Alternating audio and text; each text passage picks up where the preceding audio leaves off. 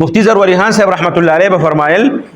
چې ګوره زمونږ د خلک وایي چې یو کار داسې وشي که نه وي دې کې به خیري هغوی به فرمایل وایي داسې مه وایه چې دې کې به خیري اوس تا ته مخامخ د بې خیرۍ کار ښکاري او ته به وایې چې دې کې به خیري وایي دا جمله تاسو بدله کړئ خاص کر زمونږ د پښتانې ډېره وایي تاسو به وایئ چې دې کې به د الله څه حکمت وي تاسې به وایئ چې دې کې به د الله څه حکمت وي هغوی به فرمایل د لقمان علیه السلام او زوی یې وایي هغوی یو علاقې ته روانو په سفر باندې چې لږ غونته سفر یې وایي وکړه نو د هغوی هغه څاروي چې کوم و هغه ویارېده غونتې چې ویارېده بس هغه په ټوپونو شو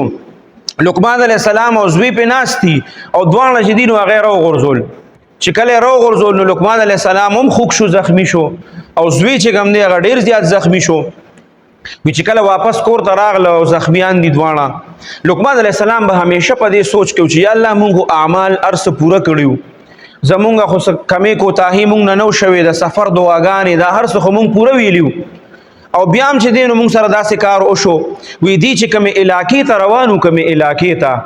د هغې نه میاشتې ونی به بعد چې دی هغه خبر راغی دا لقمان علیه السلام نه او دا زوی چې کومې علاقې ته روان وو په هغې باندې وي د الله عذاب راغلی و هغه ټوله علاقه چې ده هغه په ځمکه باندې ننوتې وه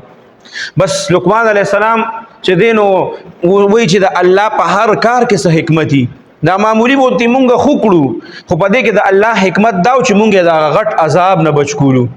مونږ که هلته تلي نو هغه خلکو سره به بیا خو په عذاب کې مونږ هم دغه شوي مبتلا شوي نو مونږ د الله د هغه عذاب نه بچ کولو د هغه عذاب نه مونږ بچ کولو نه دې وجې نه مونږ